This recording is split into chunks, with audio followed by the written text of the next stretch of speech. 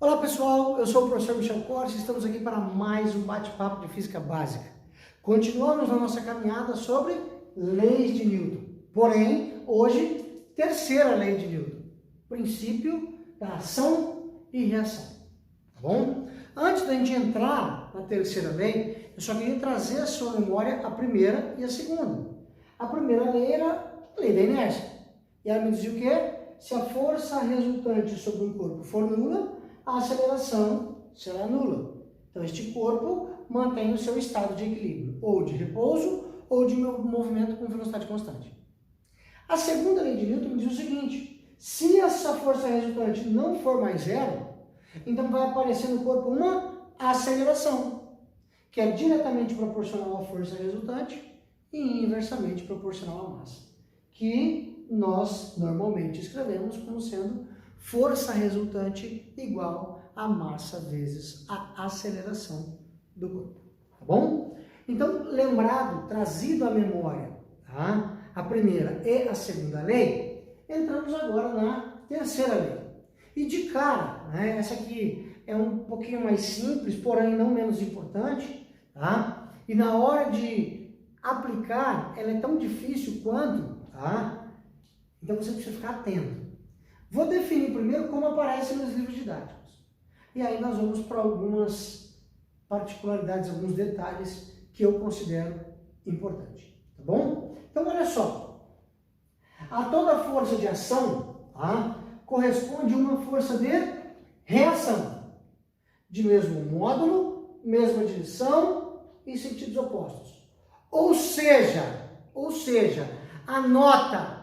Força acontece aos pares, sempre. Não temos uma única força. Nenhum corpo tem força sozinho. Então você pode anotar. Anota aí, olha só que bacana. Tá? Força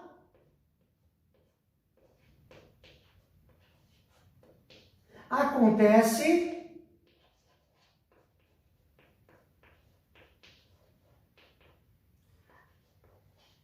aos pares. Sempre. Ação e reação. É um par de forças. Tá? Não existe força de ação sem que haja uma força de reação. Tá? Outra coisa que considero extremamente importante de entendermos. A força de ação e a força de reação, elas acontecem em corpos diferentes. E isso é extremamente importante, ou seja, vou anotar primeiro, depois eu faço o desenho. Tá? Ação e reação ocorrem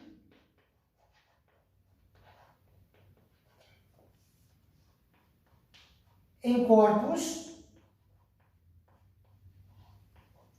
diferentes.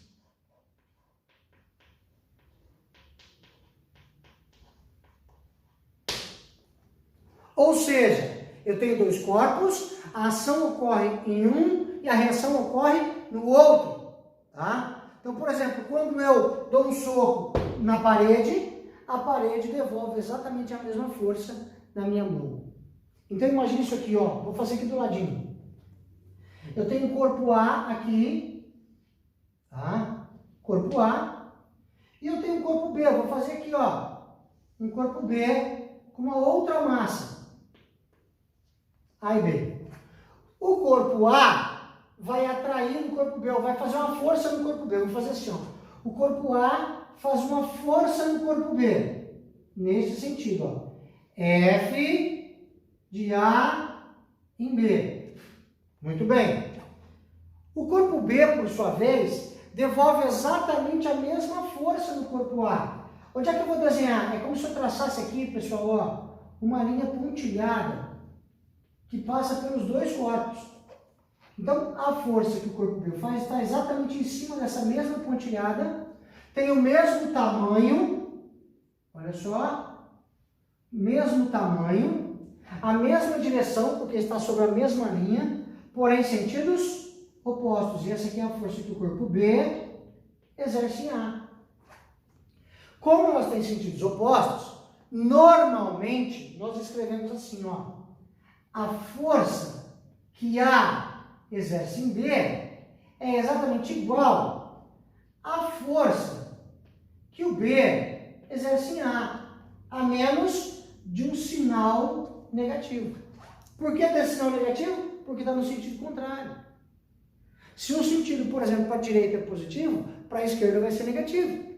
É só por isso. Tá? Então, esse aqui é o detalhe. Dito isso, eu complemento isso aqui. Ó. Ação e reação ocorrem em corpos diferentes.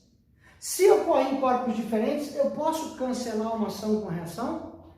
Nunca. Jamais. E é isso que eu quero que você anote. Uma ação jamais anula uma reação. Jamais. Tá? Ó, uma ação jamais anula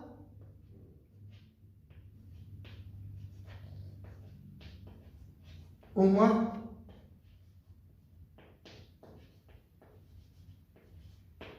reação, pessoal.